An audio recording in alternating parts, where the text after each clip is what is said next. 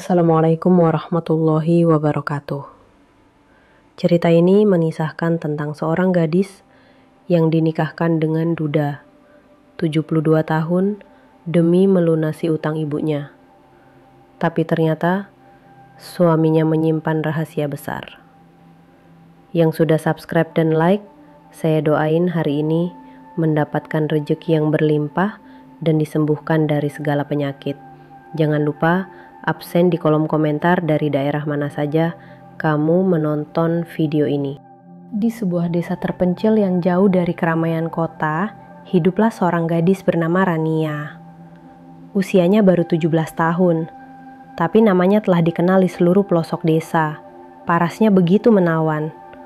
Kulit sawo matang yang bersih, mata besar penuh cahaya, rambut panjang hitam legam yang selalu dikepang rapi, dan senyum lembut yang mampu meredakan amarah siapa saja yang melihatnya. Warga sering menyebutnya bunga desa, tapi hanya sedikit yang tahu bahwa di balik kecantikan itu, Rania menyimpan luka yang dalam. Ia tinggal di sebuah rumah kayu reot bersama ibunya, Bu Murni, seorang wanita parubaya yang keras kepala dan sering menjadi bahan omongan warga. Rumah mereka berada di ujung desa, dekat sawah. Berdinding papan lapuk dan beratap seng yang sudah berkarat. Setiap kali hujan datang, air masuk dari segala penjuru, membuat lantai tanah becek dan dingin. Namun Rania tak pernah mengeluh. Setiap pagi ia bangun sebelum ayam berkokok, menyapu halaman, mencuci pakaian, lalu berjalan kaki sejauh 3 km untuk sampai ke sekolahnya.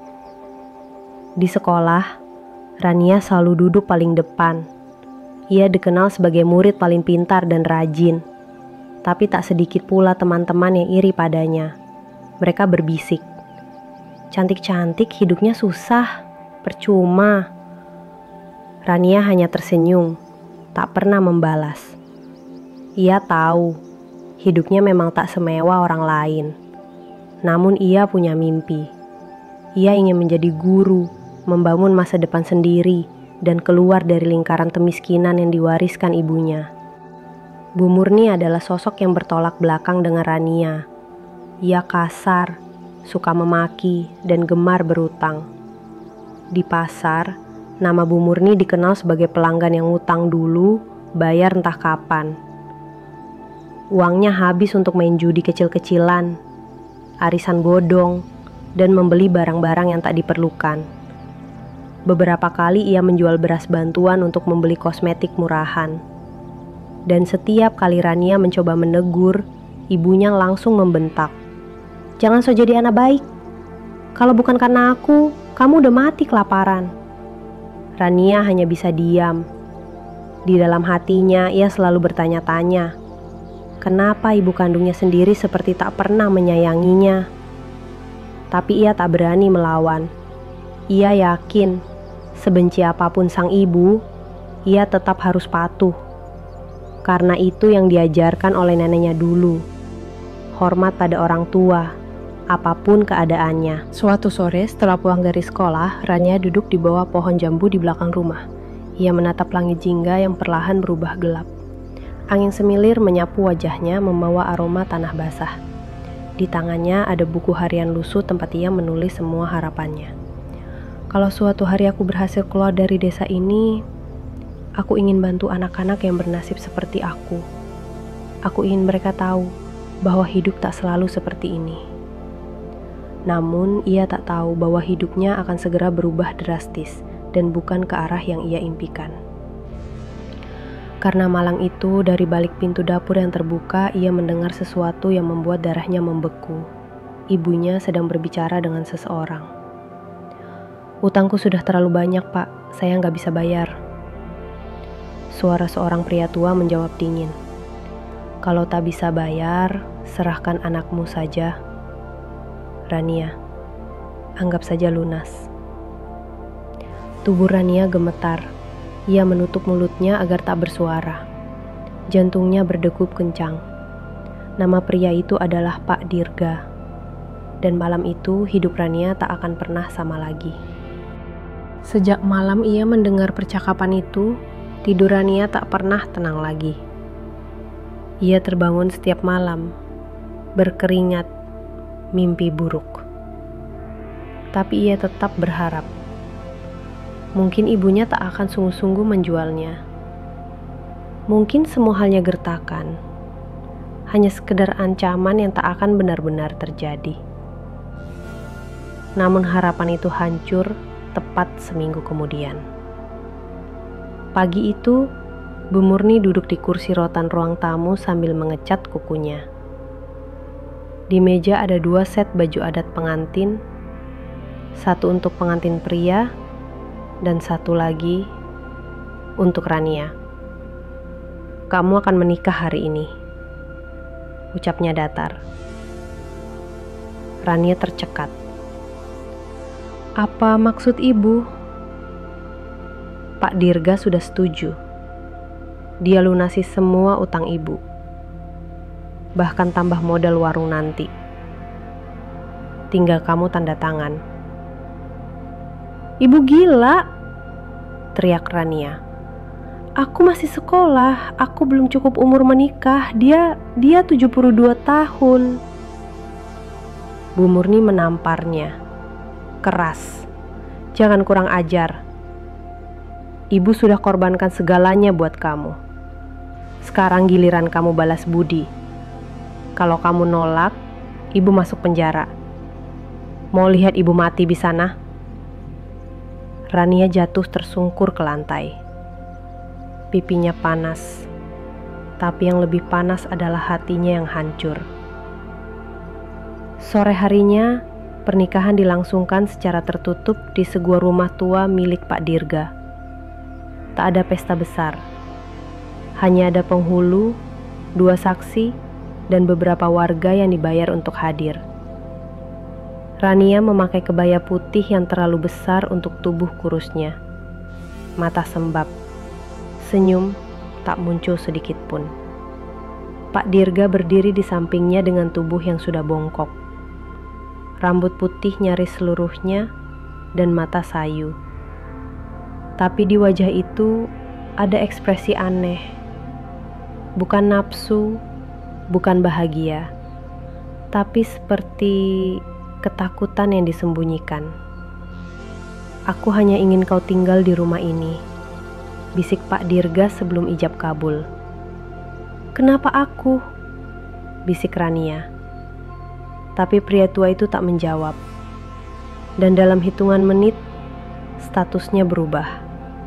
Dari gadis desa, menjadi istri dari pria yang lebih tua dari kakeknya sendiri. Hari-hari Rania sebagai istri Pak Dirga terasa seperti hidup dalam penjara. Ia dipindahkan ke rumah utama milik Pak Dirga. Rumah besar bergaya kolonial di pinggir desa, yang sudah mulai retak dan ditumbuhi lumut di sudut-sudutnya. Rumah itu sunyi, tidak ada pelayan, tidak ada suara TV, hanya gemerisik angin dan suara langkah kucing yang kadang lewat di atap. Setiap pagi, Rania memasak untuk 2 orang, mencuci pakaian, menyapu halaman, membersihkan kamar demi kamar tua yang dipenuhi lukisan dan barang antik. Pak Dirga hampir tak pernah berbicara. Ia hanya duduk di ruang tengah, membaca koran atau menatap jendela. Yang aneh, ia tak pernah sekalipun menyentuh Rania.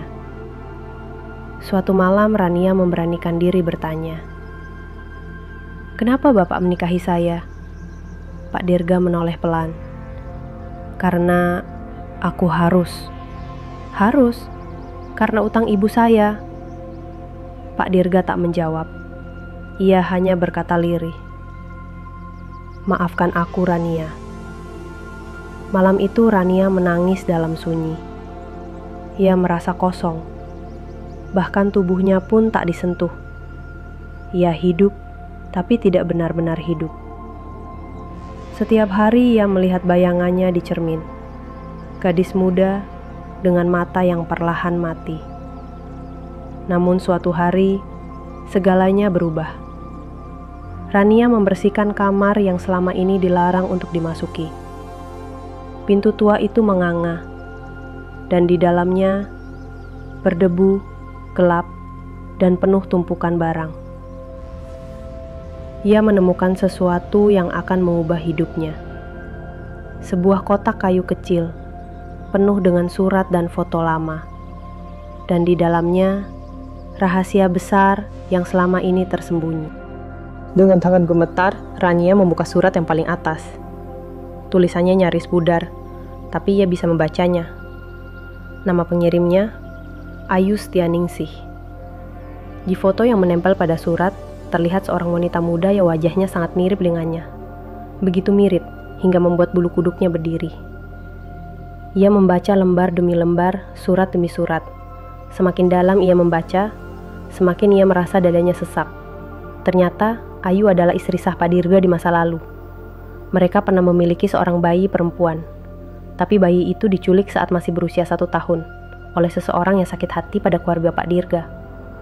Seorang wanita yang merasa telah ditinggalkan demi Ayu. Namanya disebut beberapa kali dalam surat. Murni. Rania jatuh terduduk. Tangisnya pecah. Napasnya tercekat. Aku anak mereka. Aku anak kandung Ayu dan Pak Dirga. Surat terakhir ditulis dengan tinta yang sudah hampir luntur. Tertanggal 2 tahun sebelum Ayu meninggal dunia. Karena sakit hati yang tak pernah sembuh. Ia meninggal tanpa sempat memeluk anaknya kembali. Malam itu, Rania memeluk surat-surat itu sambil menangis sejadi-jadinya. Ia menyadari, selama ini, ia dibesarkan oleh penculiknya sendiri. Dan pria yang ia panggil suami, adalah ayah kandungnya yang selama ini mencari dirinya. Keesokan harinya, Rania membawa semua surat itu ke ruang tengah. Ia menatap Pak Dirga yang sedang duduk termenung. Apa semua ini benar? Pak Dirga melihat surat-surat itu, lalu menatap mata anak gadis itu dengan mata berkaca-kaca. Ia mengangguk pelan. Aku tahu sejak awal, tapi aku tak berani mengaku. Aku takut kau membenciku. Kenapa tidak bilang? Ayah tak tahu caranya menebus dosa, selain membawamu kembali, meskipun dengan cara yang salah. Hari itu juga, Rania memanggil perangkat desa. Warga berkumpul. Ia menunjukkan semua bukti penculikan dan pemalsuan yang dilakukan Bu Murni selama bertahun-tahun. Bu Murni datang sambil tertawa sinis. Buktimu gak akan ada artinya. Tapi warga berdiri di belakang Rania. Dan ketika Pak Dirga mengatakan, dia menculik anakku, anak yang kini menjadi istriku sendiri. Semua orang terdiam. Bu Murni panik. Ia mencoba kabur, tapi dicegat oleh warga dan diserahkan ke polisi. Rania berdiri terpaku. Ia tak tahu harus merasa apa. Marah, lega, atau hancur. Tapi satu hal yang ia tahu, kebenaran akhirnya datang, meskipun terlambat. Beberapa bulan berlalu, Pak Dirga jatuh sakit. Umurnya memang sudah senja, dan hatinya yang rapuh tak mampu menahan beban rasa bersalah. Namun sebelum menghembuskan napas terakhir, ia memanggil Rania ke sisinya. Ayah, minta maaf. Rania menggenggam tangannya. Aku tidak membenci ayah. Terima kasih. Sudah menyelamatkanku. Meski caranya salah. Dengan senyum tenang, Pak Dirga meninggal dunia. Dalam surat wasiatnya, semua harta dan tanah diberikan kepada Rania. Tapi Rania tak menggunakannya untuk hidup mewah. Ia memutuskan keluar dari desa, menyelesaikan sekolah, dan menjadi guru seperti cita-citanya. Beberapa tahun kemudian Rania kembali ke desa, bukan sebagai gadis miskin yang dijual, tapi sebagai perempuan tangguh yang mendirikan panti asuhan dan sekolah gratis untuk anak-anak terlantar. Ia berdiri di depan bangunan sederhana itu, menatap anak-anak kecil bermain, lalu tersenyum. Dulu aku dikurung dalam ketidakadilan, katanya lirih. Tapi kini aku membebaskan mereka. Dan cerita ini pun berakhir dengan luka yang sembuh perlahan dan harapan yang tumbuh dari reruntuhan masa lalu. Semoga kisah ini menjadi hiburan bagi kamu semua ya. Dan sekali lagi jangan lupa subscribe, like, dan juga share. Terima kasih sudah menonton.